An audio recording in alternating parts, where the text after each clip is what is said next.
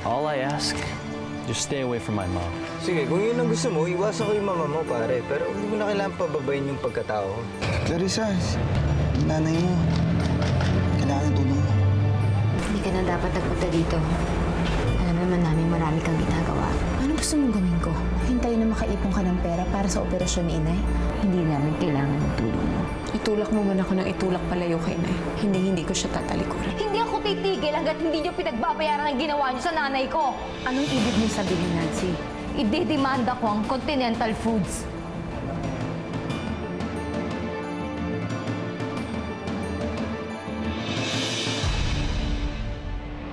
Alam mo, Lucia, respetadong tao ka. Malinis ang pangalan mo. Kaya siguro mas maganda kung hindi mo hayang masayang na lang yun o masira yung pangalan mo nang dahil lang sa sitwasyon natin. Dahil sa akin. Bilang isang rekto, matagal na akong maraming pinang-iingatan. Ang pamilya ko, pangalan ko, kayamanan ko. But you made me realize na hindi yun ang tunay na kaligayahan. Ikaw, Daryl. I'm sorry pero nakapag-decide na ako. Sana maintindihan mo. Kailangan ko rin ayusin ang buhay ko. Kulang pa ba ang binibigay ko sa'yo para hindi mo maayos ang buhay mo? Alam mo, Lucia, hindi naman issue dun yung sa mga binibigay mo sa akin. Ang issue dito, siyempre gusto ko rin maging masaya. Gusto ko lumigaya. Alam ko naman na alam mo si Clarissa Gardamonte lang ang kaligayahan ko, di ba? So, this time gusto kong patunayan sa kanya na sincere ako sa kanya. Ate, baka pwede naman natin pag-usapan to. Buo na ang desisyon ko, Clarissa. Baka nakakalimutan mo, ate, hindi lang mga Gardamonte ang kakalabanin mo. Pati ako. Pinili mo maging Gardamonte, di ba? Kaya talagang kalaban na rin kita. Kaya kung ako sa'yo, umalis ka na. Pasok niyo na ho ang inay ko sa loob.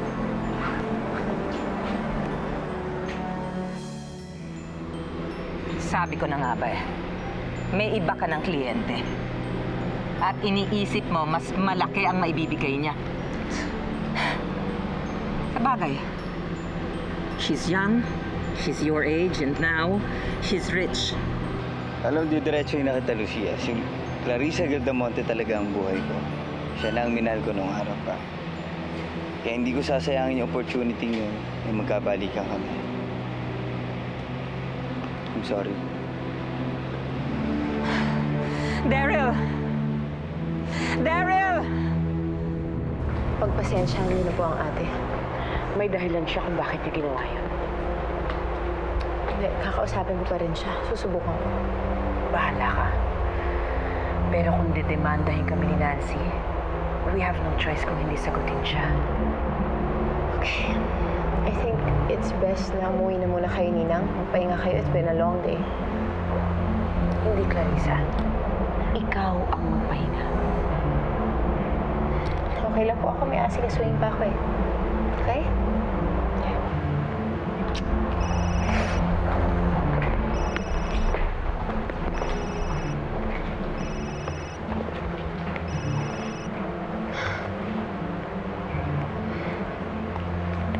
Hello, Daryl? Yeah, just called kasi I just wanna make sure kung okay ka na. Andito pa ako sa ospital. Pero papunta na ako ng opisina. Basta, ingatan mo lang yung sarili mo. If you need me, tawagan mo lang ako, okay? Okay, thanks. Alright, bye. Now I get it. Kinakaribal mo na naman si Clarissa kay Jerome, no? Pare, na-realize ko lang na si Clarissa pa rin talaga, Mari. E paano yun? Di ba may plano si Jerome? Pare, I think maintindihan na ni Jerome yun. Unang-una, pare, sinabi niya sa akin na layo ko yung mom niya. Ginawa ko, wala siya naging problema sa akin. This time, dapat ako naman maintindihan niya. Bagay. Ano, gigimik pa ba tayo? Well, pare, yun nga eh. Supposedly, gigimik tayo, but... Uy, sorry kanina. Bigla ang meeting eh. Kumusta si Nati? we have a new problem, Ralph. Well, kung yung panggastos sa ospital ni Nati, hindi problema yun. Ididemanda ni Nancy yung kumpanya nang dahil sa nangyari kay Nati. Well, I'm sure Clarissa will do something about it. Magkano bang kailangan ni Nancy na kailangan paugutin niya sa korte? Matagal na siyang galit sa atin, remember? Lalo nang may nangyari ngayon kay Nati. And I don't think it's just about money.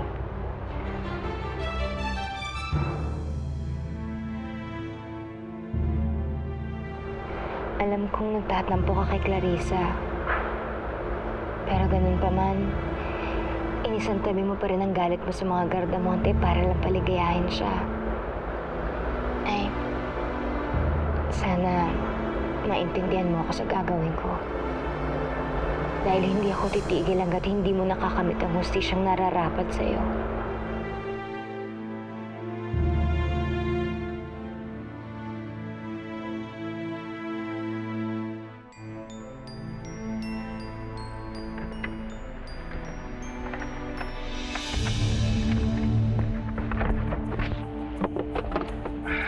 Drive. Saan naman tayo pupunta? Masyado tayong stress sa kumpanya, di ba? Dahil dun sa product launch na yun. Ngayon, tapos na. So I think, we deserve a break. Gusto mo magbakasyon, Nick? Well, ikaw na lang mag-isa kasi hindi naman ako sasama sa'yo na. Sandali lang. Siguro kapag sawa na ako sa'yo, saka mo sabihin yan. Pero sa ngayon, sa ayaw at sa gusto mo, gagawin mo lahat ng gusto ko.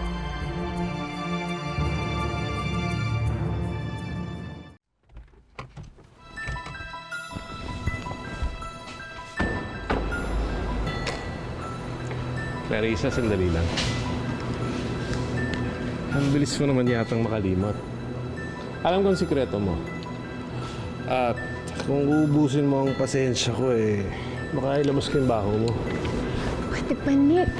For once, just give me peace of mind, okay? May sakit ang nanay ko. Clarissa, wala akong pakialam sa problema mo. Basta kapag sinabi kong gusto kita, kailangan pagbigyan mo ako. Ano ba? Ano ba, Nick? Baka mamaya may makakita sa atin. Okay lang.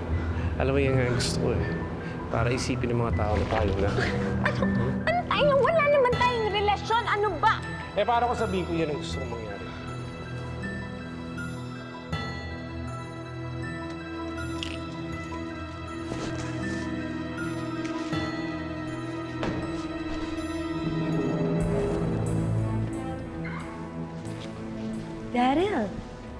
Daryl Revilla. Ano ginagawa mo dito? Pupunta ako sana si Clarissa. Andiyan ba siya? Actually, hindi ko pa siyang nakitang dumating siya, pero check mo na lang din sa taas. Sige. Ano ba pinagsasabi mo, Nick? Gusto ko maging akin ka lang, buong buo. Walang ibang lalaking makakalapit sa'yo. Ano ba nahihibang ka na ba? Isa akong Gardamonte. Gardamonte sa papel. Rosales sa pangalan. Nick, you are too much. Pinauwaya ko na ang sarili ko sa'yo. Ngayon, huwag ka nang humingi ng hindi ko kayang ibigay. Akin ka lang. Wag! Wag! Nick!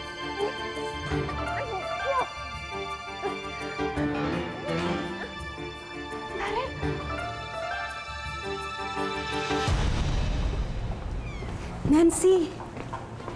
Attorney, Dala ko na yung mga papeles. maraming salamat ho. Magtatanong-tanong rin ako dun sa Continental Food.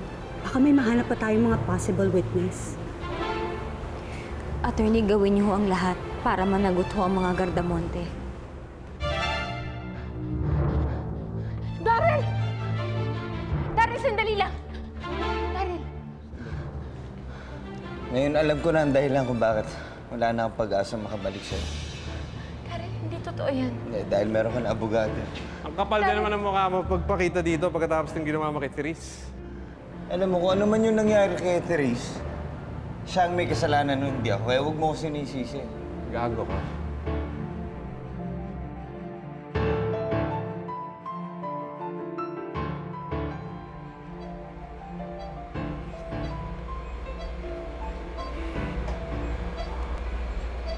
Sigurado bang hindi ka nagugutom? Pagbibili kita ng gusto mo.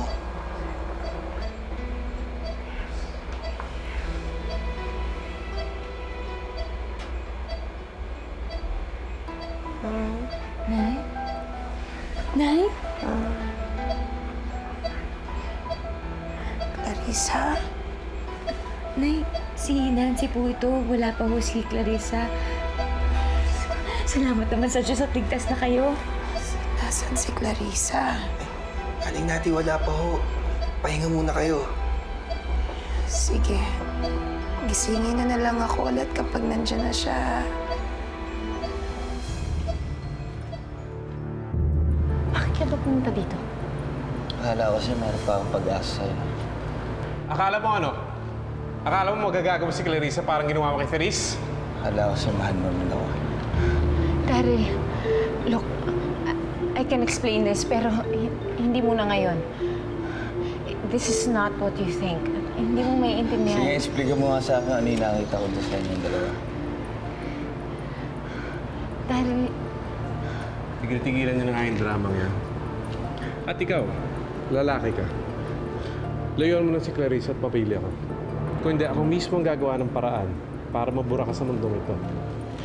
Clarissa, paalisin mo nga itong lalaking ito.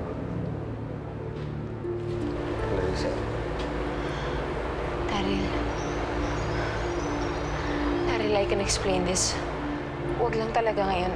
You really have to go. Clarissa! Daryl, please. Umalis ka na. Kung ano man ang nakita mo, kaya kong i-explain yun sa'yo. Huwag ka na magpaliwanag. Alam ko na yun. Lahat. Daryl! Clarissa!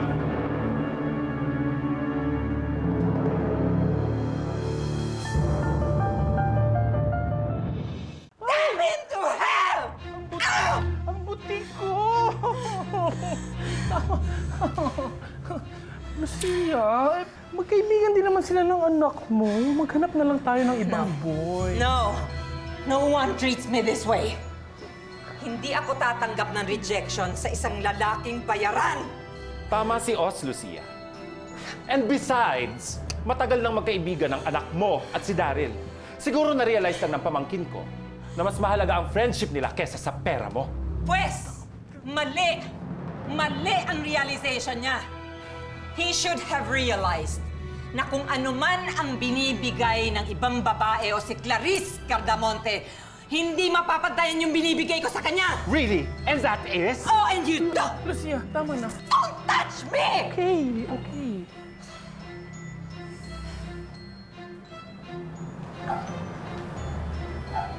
Tandaan mo to, Maurice. Babalik sa akin ang pamangkin mo. At oras na mangyari yan, hinding-hindi na siya aalis.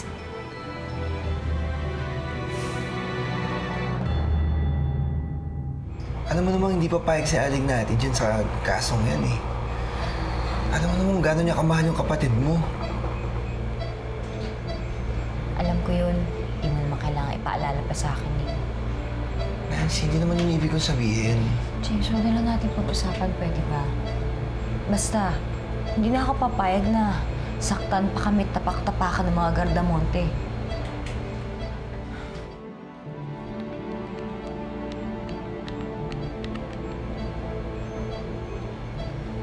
Hello, attorney? Si Nancy po ito. Nakapag-desisyon na po ako. Gusto ko pong kasuhan ng Continental Food sa lalong madaling panahon. Oh, I saw something here. Saan ba yun? I think it's here.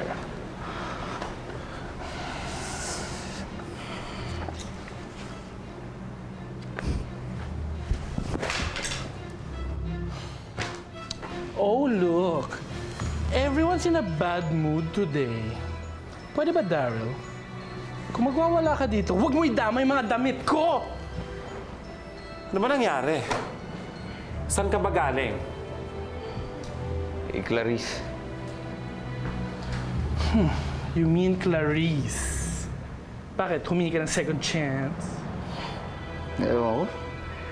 Ewan ko, ba't nagpaloko ko doon sa babaeng yun? Manloloko talaga eh. Ako naman si Gago, paniwalang-paniwala naman doon sa mga sinasabi niya. Don't fret, Daryl. She's always been a two-faced. Os, will you shut up? Daryl, baka naman may na-misinterpret ka lang. Misinterpret? Misinterpret ba yung nakita ko siya may kahaliga ibang lalaki? So, this means okay na sila ni Jerome? Buti ko si Jerome, baka medyo natanggap ko pa yun eh. Eh kaso hindi. Isang Gardamponte yung kahalikan niya. What? Oz, Hi, Lucia. I need an escort for tonight. Alam ko marami ka dyan. Yung pwede dalhin out of town, my friend is throwing a party. Oh, then should we ask Daryl to go with you? Daryl, he backed out of our arrangement, remember? Lucia, hindi pa naman final yon.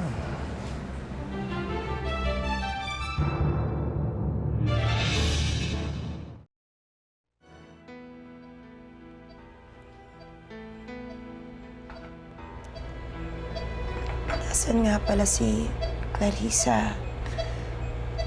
Kanina ko pa siya hinihintay Wala pa siya na eh. Baka busy, alam mo namang maraming trabaho yun, di ba? Pero tinext ko na ho siya. Nancy, tawagan mo siya. Gusto ko siyang makita. Sige na. Sige ho. Sa labas na lang ho muna ako tatawag na eh.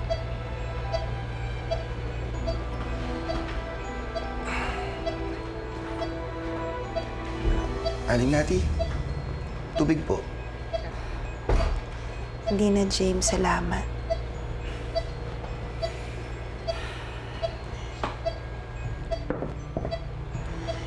Salamat nga pala sa pag-alaga mo sa Nancy ko.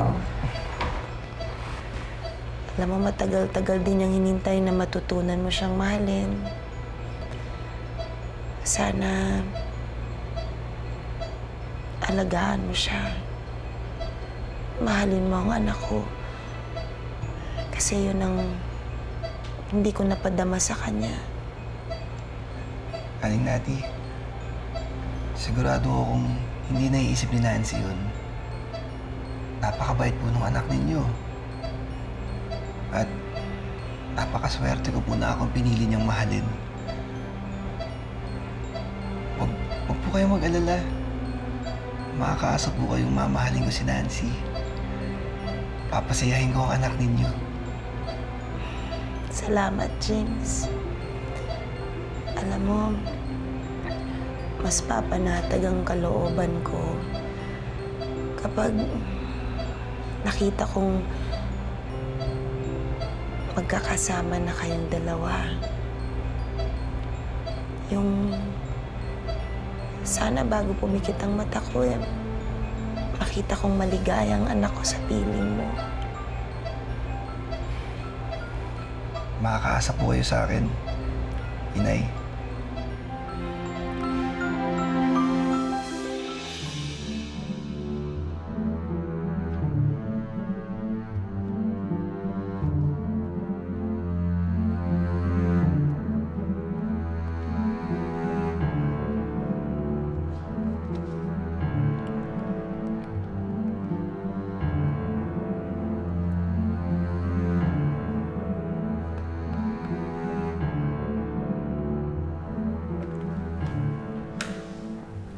Alam kong ginagawa mo, Clarissa.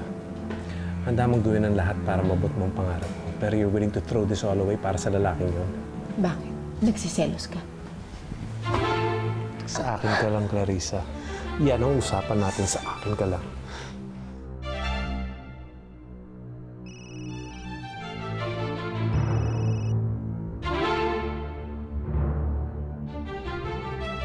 Well, Daryl, Hindi ba galit ka sa akin? depende. If you come with me today, then all is forgiven. So, are we back or what? Let's go. Nick, nasa opisina tayo. Sa tingin mo ba, anong gagawin nila, Monina, kapag malaman nilang nakikipagmabutihan ka sa lalaking yun? And you think they'll be happy kapag nalaman nila na kinakaladkad mo ko si Kern? Bakit? Nick, what's happening here? Si Daryl Revilla, pinuntahan si Clarissa kanina.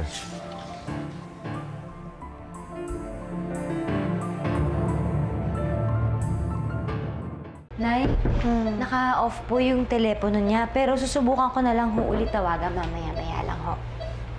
Sige. Nancy, Aling Nati, mauna na po muna ako. Sundin ko muna si nanay para makabisita siya. Sige. Salamat, James.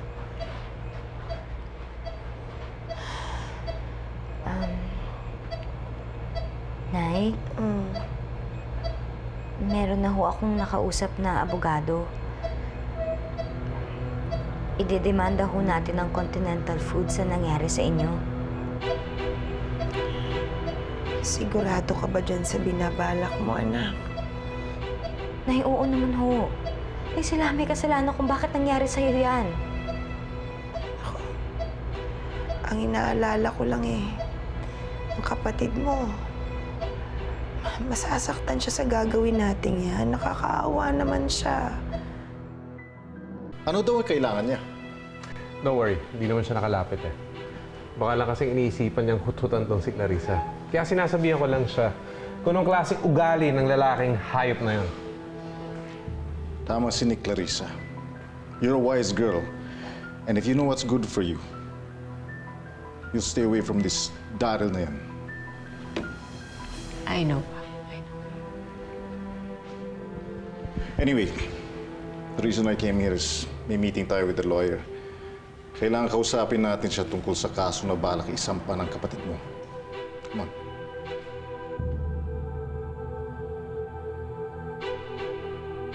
Nakakaawa. Na hindi ho nakakaawa si Clarissa. Bakit siya ho ba? Naawa ba siya sa'yo na nagpaampon siya sa mga Gardamonte? Anak, naunawaan ko ang kapatid mo. Siya lang naman ang naaalala ko Bata pa siya, mataas na yung pangarap niya. Intindihin mo na lang yung kapatid mo. Nay, naiintindihan ko naman ho yun Pero siguro kung hindi dahil sa mga Gardamonte, baka nakaisip pa si Clarissa ng ibang paraan para maabot niya yung mga pangarap niya. Minsan ka, naisip ko na sana hindi na lang sila tumunaw ng utang na loob sa atin. Para hindi tayo napalapit sa kanila at hindi nasira ang pamilya natin. Hansi, tama ho ang gagawin natin. Hayaan niyo na ho si Clarissa sa kanila. Ang importante, lumaban ho tayo.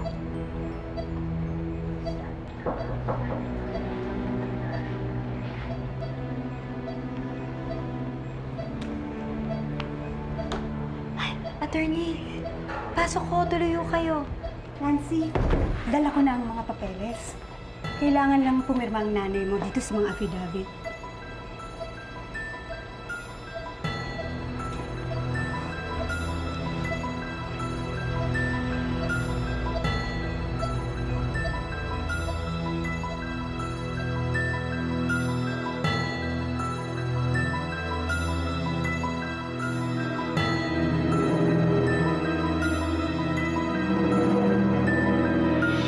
You know, you should learn to forgive my son.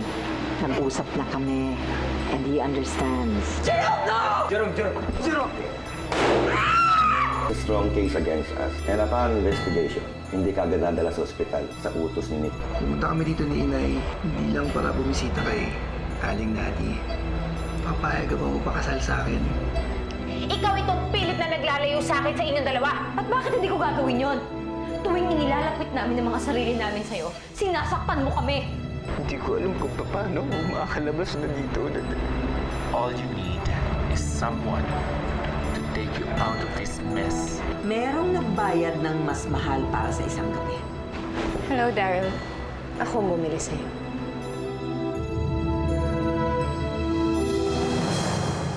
Kaya kong abutin ang langit, gagawin lahat hanggang sa makamit ang pag-ibig mong pinakamimithi.